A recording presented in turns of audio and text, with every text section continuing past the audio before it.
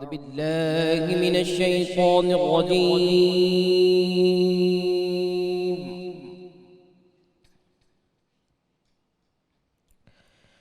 بسم الله الرحمن الرحيم.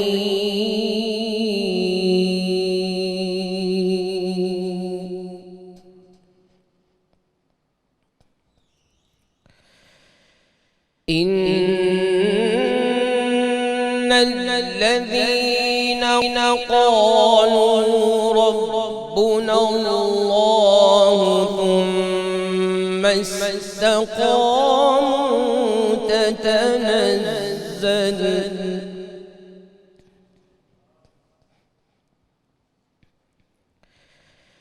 تتنزل عليهم الملائكة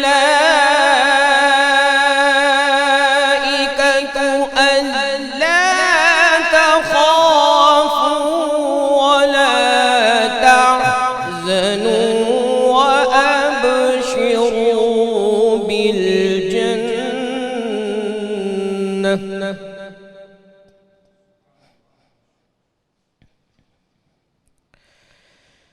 ألا تخافوا ولا تحزنوا وأبشروا بالجنة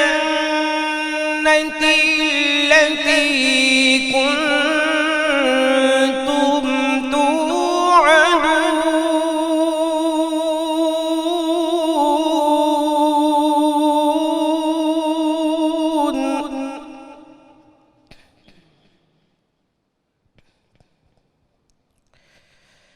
نحن أولياؤكم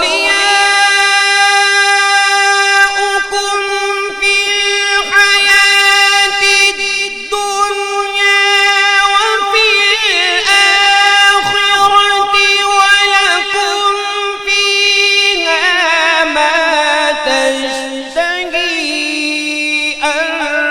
أنفسكم ولكم فيها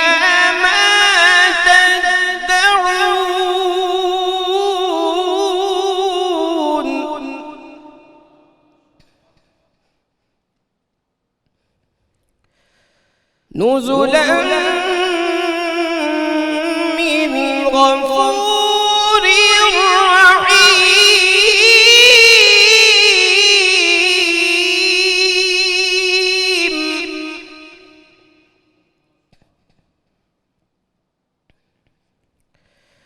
نزلا من غفور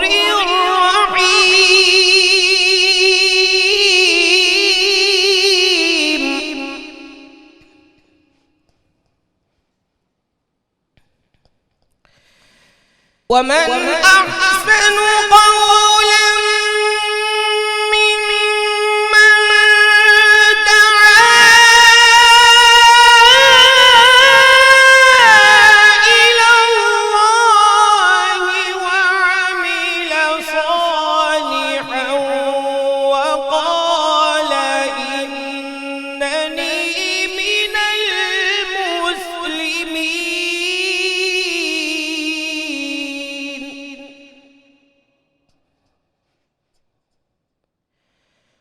ومن أحسن قولا ممن دعا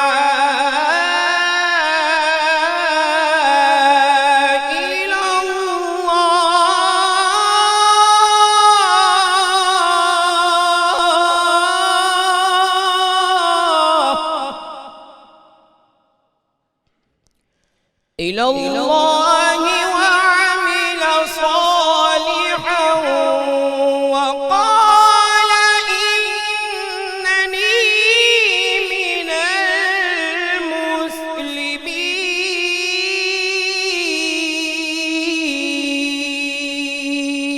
صدق الله العظيم. ماشاء اللہ سبحان اللہ. یہ تھے ملک معروف قاری جناب قاری محمد کامران قادری صاحب جو تلاوت کلام پاک سے قلوب کو منور فرما رہے تھے. الحمدللہ رب العالمین والصلاة والسلام علی سید الانبیاء والمرسلین اللہم صلی علی سیدنا و مولانا محمد وعلی آلہ واصحابہ وبارک وسلم وصلی علیہ۔ دنیا کے تمام دیکھنے والوں، تمام چاہنے والوں، تمام پیار کرنے والوں کو، اور جہاں جہاں تک اس وقت میری آواز کو سنا اور مجھے دیکھا جا رہا ہے، جنید اقبال کی جانب سے انتہائی محبت کے ساتھ السلام علیکم۔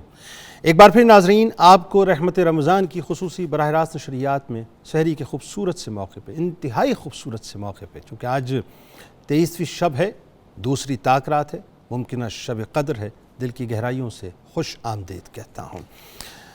ناظرین کرام، آج کا موضوع اگر آپ نے مس کر دیا نا تو پھر آپ مجھ سے شکوہ مت کیجیے گا، کیونکہ آج بات ہی کچھ ایسی ہونے والی ہے۔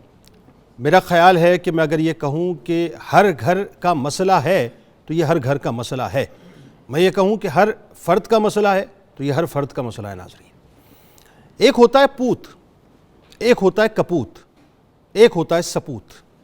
اب آپ سوچ رہے ہوں گے کہ یہ کیا ہوتا ہے، میں آپ کو بتاتا ہوں۔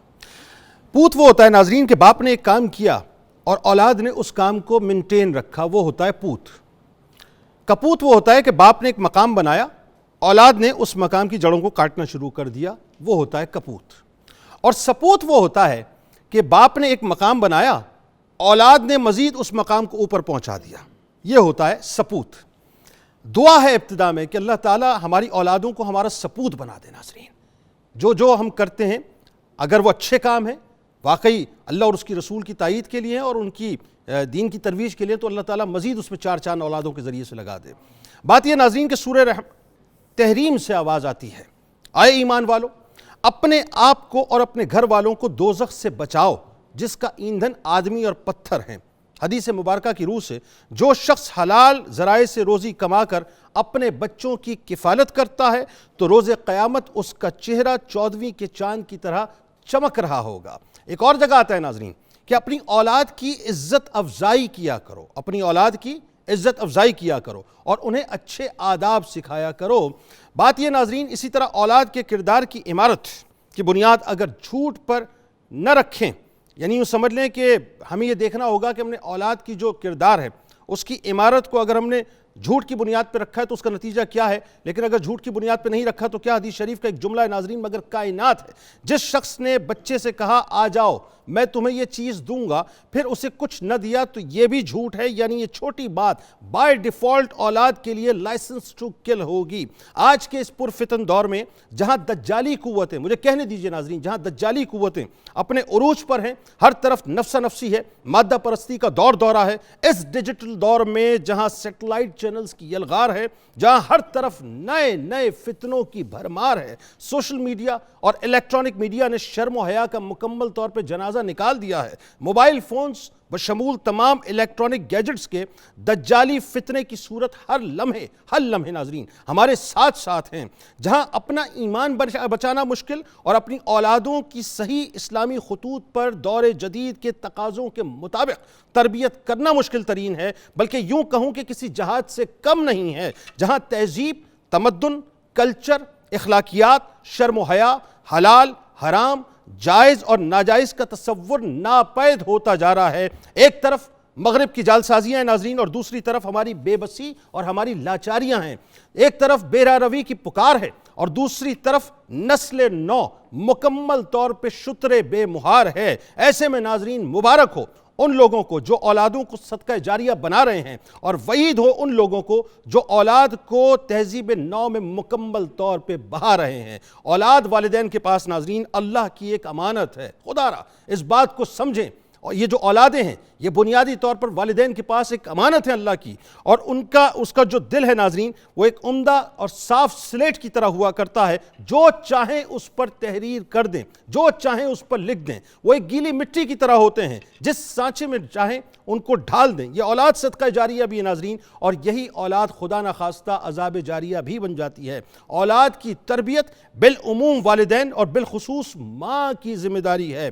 باپ اولاد کا رول ماڈل اور ماں پہلی تربیت گاہ ہوتی ہے۔ نیپولین نے کہا تھا نا کہ تم مجھے اچھی مائیں دو میں تمہیں اچھی قوم دوں گا۔ علامہ اقبال علیہ الرحمہ نے فرمایا تھا کہ قوموں کی تاریخ اور ان کا ماضی و حال ان کی ماں کا، ان کی ماؤں کا فیض ہوا کرتا ہے۔ ارشاد ربانی ہے کہ اپنے گھر والوں کو نماز کا حکم دو اور خود بھی اس نماز کی پابندی کرو۔ ناظرین کرام، والدین پر بچوں کی تربیت اور بچوں کی تربیت لازم ہے۔ اگر میں کہوں فرض ہے تو غلط نہ ہوگا کہ بچے جو بھی تربیت حاصل کرتے ہیں وہ گھر میں اپنے ماں باپ ہی سے حاصل کرتے ہیں۔ کسی دانشور کا بڑا خوبصورت قول ہے کہ جو شخص اپنے بچوں کو ادب سکھاتا ہے وہ دشمن کو ذلیل و خوار کرتا ہے۔ ایک مقولہ اور بھی ہے ناظرین کہ جو شخص بچوں کو بچپن میں ادب سکھاتا ہے وہ بچہ بڑا ہو کر اس کی آنکھوں کی ٹھنڈک بنتا ہے۔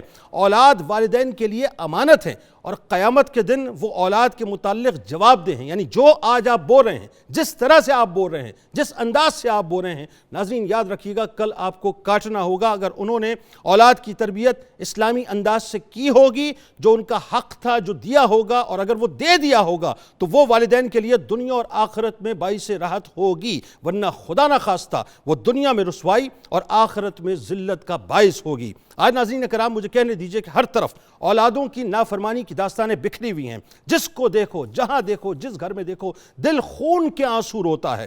اگر ماں باپ بچوں کے سامنے جھوٹ بولتے ہیں تو بچے بھی جھوٹ بولنا سیکھ لیتے ہیں۔ یہ یاد رکھیں، یہ فارمولا ہے ناظرین۔ جو آپ کرتے ہیں آپ کی اولاد دراصل آپ کا ریپلیکا ہوا کرتی ہے۔ آپ کا ایک ایک انداز، آپ کا اٹھنا، آپ کا بیٹھنا، آپ کا چلنا، آپ کا پھرنا، آپ کی نشست و برخاست، آپ کی گفتگو، آپ کا لین دین، آپ کے معاملات، آپ کی عبادات، سب کچھ اولاد کے سامنے ہوتا ہے۔ جیسے آپ بوتے ہیں، جو پلانٹ کرتے ہیں، ویسے ہی آپ اس کے نتائج دیکھتے ہیں۔ اگر ماں باپ گھر میں گالیاں دیتے ہیں تو بچے بھی یقیناً گالی دینے کے عادی بن جاتے ہیں۔ اگر ماں باپ گھر میں کسی کو دھوکہ دیتے ہیں یا باہر کسی کو دھوکہ دیتے ہیں، کسی کام میں دھوکہ دیتے ہیں، تو بچے بھی دھوکہ دینا سیکھ لیتے ہیں۔ حدیث شریف میں آتا ہے، آخری جملے عرض کر رہا ہوں، کہ اپنے بچوں کو 3 باتیں سکھاؤ۔ اپنے بچوں کو 3 باتیں سکھاؤ۔ اپنے نبی کی محبت صلی اللہ علیہ وآلہ وسلم، ان کے اہل بیت سے محبت، اور قرآن پاک کی تلاوت۔ ناظرین کرام بس آخری جملہ حدیث شریف میں کہ انسان جب مر جاتا ہے اپنے پیچھے 3 چیزیں چھوڑ جاتا ہے۔ کون سی 3 چیزیں؟ ذرا سنیے گا۔ ایک، علم نافع، نفع دینے والا علم۔ دوسرا، صدقہ جاریہ۔ اور تیسرا، وہ نیک اور صالح اولاد جو والدین کے حق میں دعائے خیر کرتی رہے۔ جو آج آپ اولادوں میں بوئیں گے آپ کو دنیا میں تو کاٹنا پڑے گا، لیکن خدا نخواستہ آخرت میں بھی کاٹنا پڑے گا۔ ہمارے ساتھ آج جو شخصیات تشریف فرمائے ناظرین، ان کے تعارف سے قبل میں آپ کو بتاؤں کہ یہ پروگرام کا پہلا حصہ جس میں قرآن و سنت کی روشنی میں تربیت اولاد کی اہمیت اور اس کی فضیلت پہ بات کریں گے انشاءاللہ، اور اس کے ساتھ ساتھ ایک بہت بڑی ہستی ناظرین، بہت بڑی ہستی، یعنی میں کہوں تو غلط نہ ہوگا کہ آپ کو یاد ہے کہ جب آپ تاریخ پڑھتے ہیں تو جنگ آزادی میں وہ جو کردار ان کا ہے کہ پہلا فتویٰ جہاد کا اگر فرضیت کے اعتبار سے کسی نے دیا تو یہ وہ شخصیت ہے جنہیں شہید جنگ آزادی کہا جاتا ہے۔ 6 مئی آپ کی شہادت کا دن ہے۔ حضرت مولانا سید کفایت علی کافی شہید علیہ رحمہ پہ انشاءاللہ گفتگو ہوگی، ان کی بارگاہ میں ہدیہ تہنیت پیش کریں گے، اور ساتھ ساتھ ناظرین امام احمد رضا خاں علیہ رحمۃ الرحمن کے خانوادے سے ایک ایسی شخصیت جنہیں دنیا شہنشاہ سخن کہہ کے پکارتی ہے، جنہیں استاذ زمن کہہ کے پکارتی ہے، 22 رمضان المبارک کو آپ نے پردہ فرمایا، حضرت مولانا حسن رضا خاں علیہ رحمۃ الرحمن کی بارگاہ میں بھی انشاءاللہ ہدیہ تہنیت پیش کریں گے۔ ہمارے ساتھ شخصیات موجود ہیں۔ پہلی شخصیت بزرگ شخصیت ہیں، ممتاز عالم دین محترم جناب پروفیسر محمد سعید احمد خاں صاحب۔ دوسری شخصیت بزرگ شخصیت ہے، ممتاز عالم دین محترم جناب ڈاکٹر شبیر احمد جامی صاحب۔ اور تیسری شخصیت ممتاز اسکالر محترم جناب طاہر حمید تنولی صاحب۔ اور میرے دائیں جانب میرے بھائی ممتاز قوال اپنے ساتھیوں کے ساتھ جناب شیر میاں داد خان صاحب اور ان کے ساتھی۔ آپ تمام احباب کو السلام علیکم اور خوش آمدید۔ وعلیکم السلام۔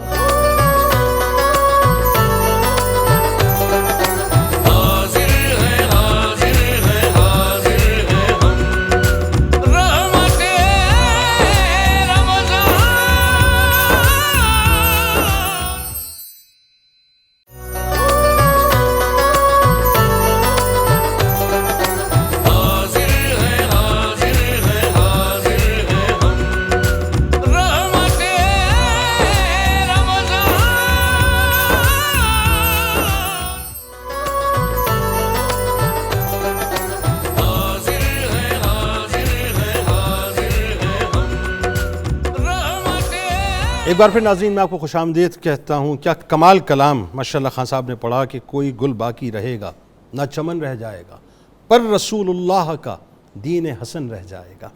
آغاز کرتے ہیں ناظرین، پہلے تو تربیت اولاد کے حوالے سے گفتگو ہوگی انشاءاللہ، اور جیسا کہ میں نے آپ کو بتایا کہ آج دو ممتاز شخصیات کی بارگاہ میں ہدیہ تہنیت پیش کریں گے۔ پہلی شخصیت شہید جنگ آزادی جناب حضرت مولانا سید کفایت علی کافی شہید علیہ رحمہ، اور دوسری شخصیت شہنشاہ سخن استاد زمن حضرت مولانا حسن رضا خان علیہ رحمۃ الرحمن۔ آغاز کرتے ہیں پروفیسر صاحب آپ سے، سب سے پہلے قرآن کی روشنی میں اولاد کی تربیت۔ بسم اللہ الرحمن الرحیم، اللہم صلی علی محمد وعلی آل محمد وبارک وسلم۔ جنید صاحب، آپ نے بڑا خوب کہا کہ جب کوئی قوم اپنی آنے والی نسل کو تیار نہیں کرتی تو اس کے وہ ثبوت نہیں بنتی، آگے مقاصد کو نہیں لے جا سکتی۔ ایک فارسی شاعر نے خوب کہا کہ خشت اول چون نہد معمار کج، تا سریا می رود دیوار کج۔ جو قوم اپنے مقاصد اور اپنی ترقی کے حصول کے لیے، اپنے استحکام کے لیے اپنے آنے والی نسل پر نظر نہیں رکھتی، ان کی صحیح تربیت نہیں کرتی، وہ کبھی بھی اپنے مقاصد پانے میں کامیاب نہیں ہوتی۔ بالکل ٹھیک۔ قرآن کریم نے اس ضمن میں ہمیں بار بار حکم دیا، کہیں تو فرمایا کہ یا ایھا الذین آمنوا لا تلھکم اموالکم ولا اولادکم عن ذکر اللہ۔ اے ایمان والو، تمہارے مال اور تمہاری اولادیں تمہیں اللہ سے غافل نہ کر دیں۔ ٹھیک۔ اب جو قوم اللہ کے نام پر آزادی مانگ کر آئی ہو اور وہ اپنی اولاد کی تربیت پر اس طرح توجہ نہ دے جو قرآن کا تقاضا ہے، قرآن نے کھلے الفاظ میں کہا کہ انما اموالکم و اولادکم فتنہ، تمہارا مال اور تمہاری اولاد تمہارے لیے ایک بہت بڑی آزمائش ہے۔ آزمائش، بالکل ٹھیک۔ اس آزمائش میں ہم تبھی پورے اتریں گے کہ جب ہم میں سے ہر ایک اپنی آنے والی نسل پر پوری نظر رکھے۔ بالکل ٹھیک۔ سیدنا حضرت لقمان علیہ السلام کو ہم جب قرآن میں پڑھتے ہیں تو ہمیں یہ نظر آتا ہے کہ وہ کتنے پیارے انداز میں قرآن پڑھنے والے کو تربیت کر رہے ہیں اس کی کہ اپنی اولاد کی طرف تو نے کس طرح دھیان دینا ہے۔ اور آپ کا جو انداز ہے، فرماتے ہیں یا بنیہ، یعنی اے میرے مٹھو، اے میرے لال، اے میرے چاند، یعنی اولاد کو جب آپ نے کسی اچھی بات کا حکم دینا ہے تو اس کے لیے الفاظ کا چناؤ بھی ایسا ہونا چاہیے، جب ہم اپنے بچوں کو، اپنی اولاد کو ان کا وہ صحیح مقام نہیں دیں گے، اپنی نظروں میں ان کی عزت اور وقار کو ملحوظ نہیں رکھیں گے، ہماری کوئی بات ان پر اثر نہیں کرے۔ یعنی نصیحت سے پہلے ان کے وقار کا تعین اپنی نگاہوں میں ہونا چاہیے اور الفاظ سے ویسے ہی ادا ہونا چاہیے۔ الفاظ ویسے ہی ہمیں اس کا چناؤ کرنا چاہیے۔ ٹھیک۔ ڈاکٹر صاحب، احادیث کی روشنی میں، سنت نبوی صلی اللہ علیہ وسلم کی روشنی میں اولاد کی تربیت۔ بسم اللہ الرحمن الرحیم۔ آپ نے شروع میں بڑے خوبصورت جملہ کہے تھے کہ جزاک اللہ ڈاکٹر صاحب۔ اللہ تعالیٰ نے انسان کو فطرت اسلام پر ہر بچہ پیدا ہوا ہے۔ جی جی۔ کل مولود یولد علی الفطرہ۔ تو یہ جو فطرت اسلام پر ہر بچہ پیدا ہوا ہے اور وہ نعمت اور امانت کے طور پر والدین کو ملا ہے، تو ان کی پہلی ذمہ داری تو یہ کہ اس کی فطرت سلیمہ کی حفاظت کریں۔ بہت اچھی بات۔ اب اس کی وجہ یہ ہے کہ ابھی تک وہ ایک بالکل سفید اور پاکیزہ تختی ہے، اب اس کو آپ جس طرح ڈھالیں گے، جو نقش کریں گے وہی ہوگا، جو تحریر لکھ دیں گے وہ اس پہ نقش ہو جائے گی، وہ نقش ہو جائے گی۔ بلکہ کہنا تو یہ چاہیے کہ فطرت سلیمہ کے اثرات ماں کے پیٹ میں ہو تو وہاں بھی شروع ہو جاتے ہیں۔ واہ واہ واہ واہ۔ اسی لیے تو ہمارے اولیاء کی بڑی مثالیں موجود ہیں۔ سبحان اللہ۔ بڑے بڑے اولیاء جب دنیا میں آئے تو قرآن کے کئی پاروں کے وہ حافظ ہوتے تھے۔ ان کی وجہ کیا تھی کہ ان کی مائیں اس دوران قرآن کی کثرت کے ساتھ تلاوت کرتی تھی، سبحان اللہ، اور وہ بچہ اس وقت فطرت سلیمہ کے گوش سے وہ ساری باتیں سن رہا ہے۔ واہ واہ واہ۔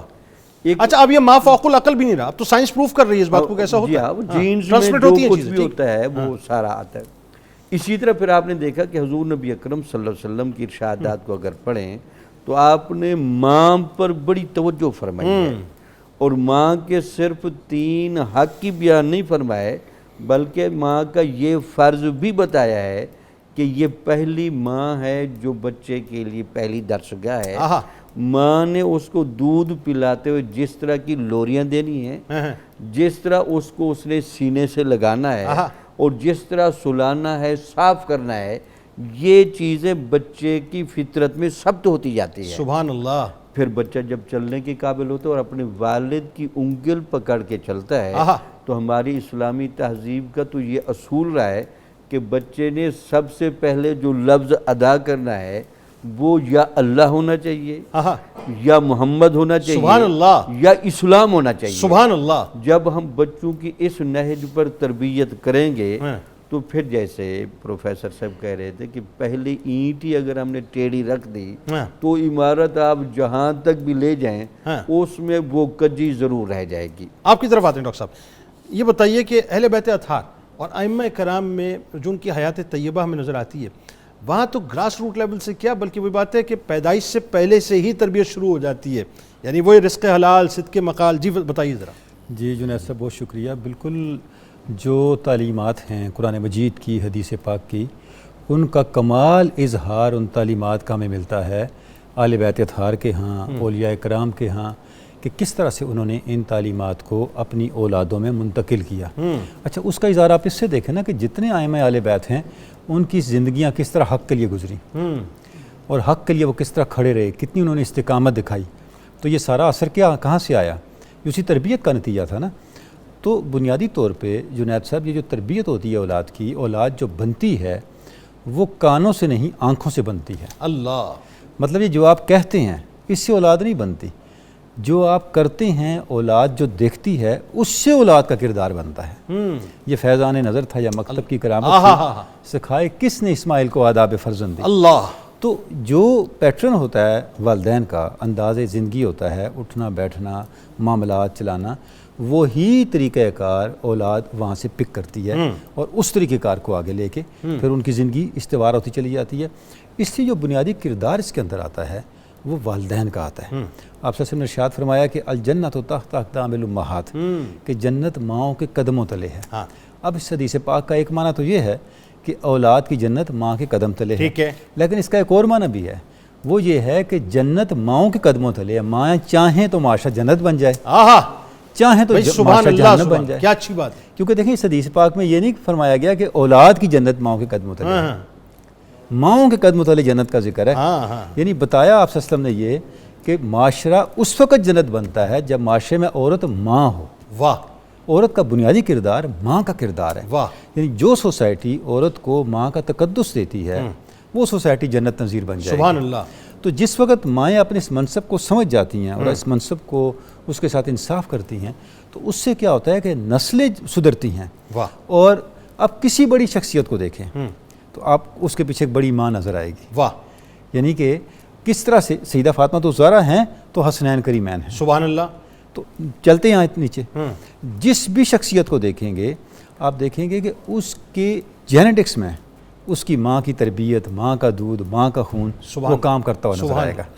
تو اہل بیت اطہار کی جو تعلیمات ہیں، سیدنا علی مرتضیٰ نے ارشاد فرمایا کہ اولاد کو علم سکھاؤ اور پھر اس کے ساتھ اس کو ادب سکھاؤ۔ واہ، آپ صلی اللہ علیہ وسلم سے پوچھا گیا یا رسول اللہ اولاد کے حقوق کیا ہیں؟ آپ نے فرمایا اولاد کا حق یہ ہے کہ اس کا اچھا نام رکھو اور اس کی اچھی تربیت کرو۔ سبحان اللہ۔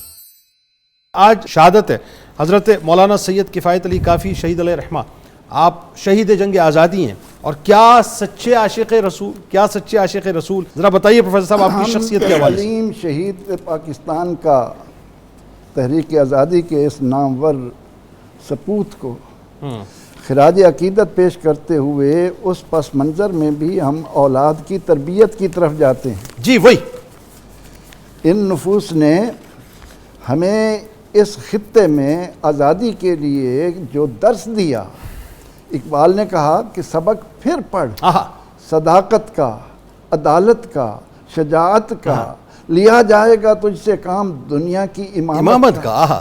ہم دنیا کی امامت کے لیے جس انداز سے بڑھ رہے تھے اور اس کے راستے میں فرنگی نے جو رکاوٹیں پیدا کی، یہ ان رکاوٹوں کا پہلا شکار بن رہے ہیں حضرت مرحوم کفایت علی کافی رحمۃ اللہ تعالی علیہ۔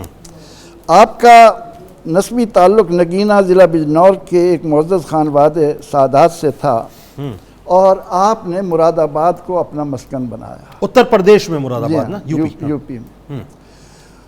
آپ نے اس وقت کے جید علماء سے علوم میں مہارت حاصل کی، جی، اور اس کے بعد جب 1857 میں آپ کو اس طرف آنا پڑا تو پورے جذبے کے ساتھ، اور اس منظر کو سمجھنے کے لیے میں اپنے سننے والوں سے کہوں گا کہ اگر آپ کو وقت ملے، دیکھنے والے غالب کے خطوط کا مطالعہ ضرور کریں، تاکہ آپ کو پتہ ہو کہ آپ نے اپنی اولاد کی تربیت کن خطوط پر کرنی ہے۔ واہ واہ واہ واہ واہ، آپ کے سامنے عظیم مقاصد کیا ہیں، واہ، کیونکہ یہاں آ کر فرنگی نے جو سب سے پہلا کام کیا وہ یہ کہ دین کا نام لینے والا اس خطے میں کوئی نہ چھوڑا جائے۔ بالکل ایسا۔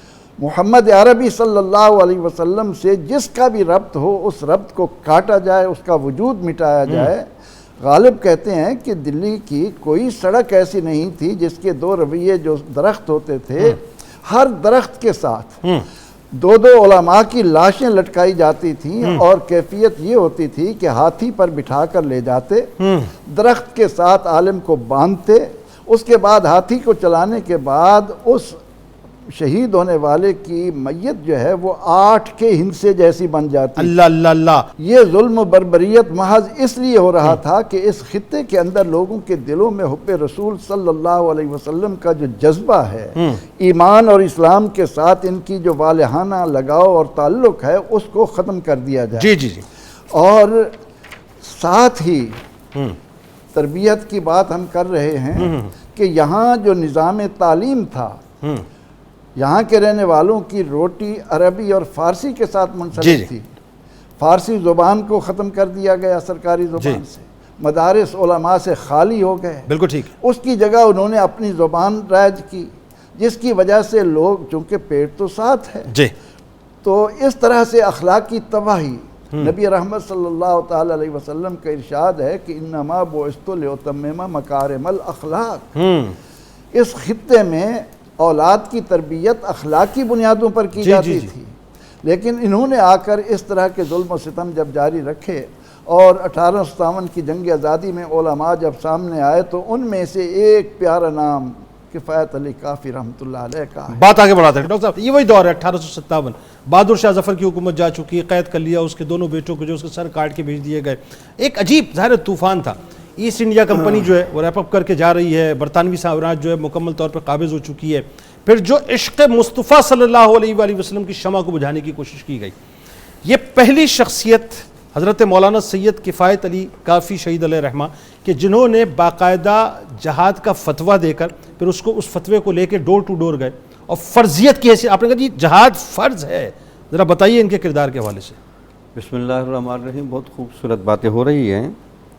اس میں جو بات بڑی بنیادی ہے، جو سمجھنے والی ہے، کہ ہمارے ہاں عام طور پر یہ ہوتا ہے کہ ہم بچے کو جو اساتذہ دیتے ہیں نا، وہ اساتذہ بھی اعلیٰ معیار کے نہیں ہوتے۔ اس میں کوئی شک نہیں کہ کفایت علی کافی سادات خاندان سے ہیں، وہی خاندان جو ایک دینی غیرت کا ایک منارہ نور ہے، یعنی وہ جو اہل بیت کی حریت ہے، حریت، وہ حریت پسندیاں نظر آ رہی ہے۔ لیکن پھر جن اساتذہ کے سامنے بیٹھ کر زانوے تلمذ طے کیے، تو ہمارے ہاں یہ بڑی جامعیت رہی ہے کہ ایک ہوتی ہے دین فہمی، ایک ہوتی ہے حق گوئی، اور ایک ہوتی ہے حق پر استقامت۔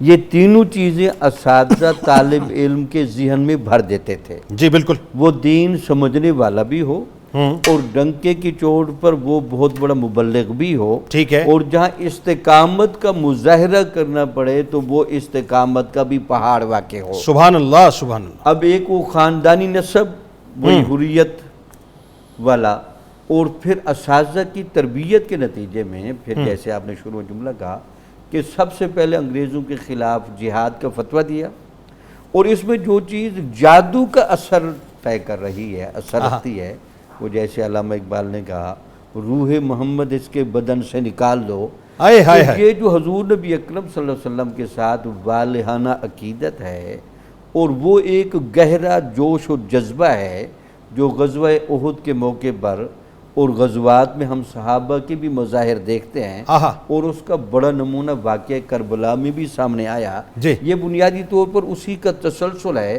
کہ شر کے سامنے آپ نے کس طرح ڈٹ کے وہ معیار متعین کرنا ہے تاکہ حق کا قافلہ کہیں راہ سے ہٹے نہ، بلکہ اسی راہ پر مزید آگے بڑھتا چلا جائے۔ اب ان کا جو ایک نعت کا اور یہ جو پہلو تھا، جس میں آپ دیکھیں کہ ان کے اندر وہ نعت میں کتنی رنگ ہے اور عشق کا کیا سما ہے۔ بلکہ کمال بات یہ اعلیٰ حضرت امام احمد رضا خان علیہ رحمۃ الرحمن شہید حریت حضرت مولانا کافی علیہ رحمہ کی نعتیہ شاعری سے اس قدر متاثر تھے ڈاکٹر صاحب کہ انہیں سلطان نعت گویا اور اپنے آپ کو اس کو وزیر اعظم کہتے تھے۔ بلکہ ایک جگہ آپ نے فرمایا نا کہ مہکا ہے میری بوئے دہن سے عالم، یا نغمہ شیریں نہیں تلخی سے بہم، کافی سلطان نعت گویا ہے رضا، انشاءاللہ میں وزیر اعظم۔ جی بتائیے ذرا کیا فرمائیں گے؟ آپ کی شہادت، آپ کی جد و جہد، آپ کی شاعری، کلام فرمائیے۔ جی بالکل جنید صاحب، سید کفایت علی کافی ان شخصیات میں سے ہیں جو سراپا حریت تھے، یعنی جو اسلامی قدریں ہیں، ایک آئیڈیل جو وہاں کا نظام تھا اس دور کا تعلیمی، اس سے نکلنے والی ایک مثالی شخصیت تھی۔ اب دیکھیں جب انگریز یہاں پہ آئے تو انہوں نے دیکھا کہ کیا سبب ہے کہ ہندو تو ہماری اطاعت فوراً قبول کر لیتے ہیں، مسلمان قبول نہیں کرتے، مسلمان ہمیں حکمران نہیں مانتے، یہ مزاحمت بھی کرتے ہیں اور اب ہماری باتوں کی مخالفت میں جد و جہد اور کوشش اور بغاوت کا ان کے اندر عنصر، اس کا سبب کیا ہے؟ تو ایک ڈپٹی کمشنر تھا جس کا نام تھا شیکسپیئر، اس نے ایک سٹڈی کروائی کہ ذرا مسلمانوں کی سوسائٹی کا تجزیہ کر کے بتائیں کہ ان کے اندر کون سی غیر معمولی بات ہے۔ جو فائنل رپورٹ آئی، رپورٹ یہ تھی، پہلی بات تو یہ ہے کوئی مسلمان ان پڑھ نہیں ہے، سارے مسلمان پڑھے لکھے، ان کے اندر لٹریسی ریٹ 100% ہے۔ اور دوسری بات، جو نصاب یہ پڑھتے ہیں، یہ نصاب پڑھنے والا آدمی کبھی غلام نہیں رہ سکتا۔ واہ واہ واہ واہ، کیا اچھی بات ہے۔ اب اس کا حل کیا ہے؟ حل یہ ہے جو لارڈ میکالے نے دیا پھر، اور آپ جانتے ہیں کہ لارڈ میکالے نے پورا سسٹم جو ہے ہاؤس آف کامنز میں پیش کیا، بالکل ٹھیک، کہ تعلیمی نظام ہی کو بدل دو، بدل دو، اس کے میڈیم کو بدل دو، عشق کی شدت اور حدت کو نکال دو اس میں، تاکہ یہ لوگ جب پڑھ کے نکلیں ہندوستانی ہوں لیکن سوچیں وہ جو ہم چاہتے ہیں۔ اور پھر ایسا ہی ہوا، یعنی بظاہر جو ہیں یہ ہندوستانی نظر آئیں لیکن اندر سے گورے ہو چکے ہوں۔ اب جو سید کفایت علی کافی تھے، یہ ان شخصیات میں سے تھے جو اس سسٹم کا پروڈکٹ تھے۔ ان کے اندر حمیت تھی، غیرت تھی، حب وطن تھی، آزادی اور کا ایک جذبہ تھا، غلامی سے نفرت تھی۔ جب انگریز کے خلاف یہ سارا معاملہ شروع ہوا، جیسے ابھی آپ نے بیان بھی کر دیا، تو کفایت علی کافی اور مفتی عنایت کاکوروی یہ پہلے لوگ تھے جنہوں نے جہاد کا فتویٰ دیا۔ صرف فتویٰ نہیں دیا، پورے لوگوں کو موبیلائز کیا، اور جنرل بخت خان کے ساتھ باقاعدہ مل کے اس کے کمانڈر کے طور پہ جنگ کی، باقاعدہ انگریزوں کے خلاف جہاد کیا، حتیٰ کہ مراد آباد اور اس کے قریبی علاقے پہ ان کو کنٹرول حاصل ہو گیا۔ جب کنٹرول حاصل ہو گیا تو وہاں پہ انہوں نے ایک مختصر سی اس علاقے کے اندر اسلامی حکومت بھی قائم کر لی، جس کے صدر و شریعہ مفتی کفایت علی کافی تھے۔ واہ سبحان اللہ۔ اور ہر جمعے کا ان کا خطبہ ایک ہی نقطے پہ ہوتا تھا، انگریز کے خلاف لوگوں کو ابھارنا اور ان کو اپنی ذمہ داریوں کا اور آزادی کی قدر و قیمت کا احساس دلانا۔ اچھا، انگریز کو بھگا دیا تھا وہاں سے انہوں نے، وہ پورا مراد آباد سے تو خالی کروا دیا، مراد آباد اور اس کے ساتھ 2-3 اور جو شہر تھے۔ اب میں صرف یہ دیکھ رہا ہوں تربیت کن والدین کی اور کیسے والدین ہے کہ کیا بچہ مطلب۔ اب دیکھیں وہ عالم دین ہی نہیں تھے، عسکری کمانڈر بھی تھے، واہ واہ، منتظم بھی تھے، واہ، ایڈمنسٹریٹر بھی تھے، واہ، لوگوں کو موبلائز کرنے کی کیپیسٹی بھی ان کے اندر تھی، یعنی کتنی خصوصیات ایک شخصیت کے اندر تھی۔ اچھا، اب یہ کچھ وقت تک تو یہ چلا، لیکن آپ جانتے ہیں کہ وہ ایسا فتنے کا زمانہ تھا کہ کوئی پتہ نہیں چلتا تھا دوست کون ہے اور دشمن کون ہے۔ جی، تو اب انگریز نے جب دوبارہ تیاری کے ساتھ حملہ کیا تو ظاہر ہے پھر وہ حکومت نہ رہی، اور سید کفایت علی کافی ایک شخص کی مخبری پہ گرفتار ہو گئے، چونکہ انگریز نے انسینٹیو یہ دیا تھا، فخر الدین کلال نام تھا، کلال کے ہاں، جس کو یہ اچھا اس زمانے میں ڈاکٹر صاحب اگر میں غلط ہوں مجھے کریکٹ کیجیے گا، انسینٹیو یہ تھا کہ جائیدادوں کی لالچ دے کے جو ہے وہ لوگ جو مجاہد گرفتار ہو تو خبر دینے والا اس مجاہد کی ساری جائیداد کا مالک بن جائے، ہاں ایگزیکٹلی جائیداد اس کو دے دی جائے گی، یہ ضابطہ انگریز نے ڈکلیئر ضابطہ کر تھا دیا۔ ٹھیک۔ تو اس کے لیے لوگ جو جتنے غدار لوگ تھے، کمزور ایمان والے لوگ تھے، ان کے لیے ایک انسینٹیو تھا، جی۔ تو اس لالچ کے تحت گرفتار کروا دیا گیا۔ جی۔ جب آپ کو گرفتار کروایا گیا پھر آپ پر اتنا تشدد ہوا، ایک ہی مطالبہ تھا کہ آپ یہ فتویٰ واپس لے لیں، یعنی گرم لوہے کی استری ان کے جسم پہ پھیری جاتی، اللہ اکبر، ان کے جسم کو مار پیٹ اور تشدد سے زخمی کر دیا جاتا، اللہ اکبر، اس پہ پھر مزید اذیت دینے کے لیے نمک مرچ ڈال دیا جاتا، اور اگلے دن آ کے وہ پوچھتے ہاں جی کیا پروگرام ہے آپ کا، آپ کی کیا رائے بنی، تو کفایت علی کافی فرماتے وہی جو میں پہلے کہہ چکا وہ ہوں، جو پہلے کہ میرا وہی فتویٰ ہے۔ اللہ پھر ان کو پھانسی دینے کا فیصلہ ہوا، اللہ اور مراد آباد میں جو چوک کے اندر پبلک کے اندر ان کو شہید کر دیا گیا۔ اچھا مزے کی بات یہ کہ ان کا جو فیصلہ مقدمے کا ہوا وہ بھی 2 دن کے اندر کیا گیا ہے، ظاہر ہے اس کے اندر تو انہوں نے کارروائی پوری کی نا، ہاں کیس ہی یہی تھا کہ انہوں نے جناب ایک قانونی حکومت کے خلاف بغاوت کی ہے، لہذا ان کو پھانسی دی جاتی ہے۔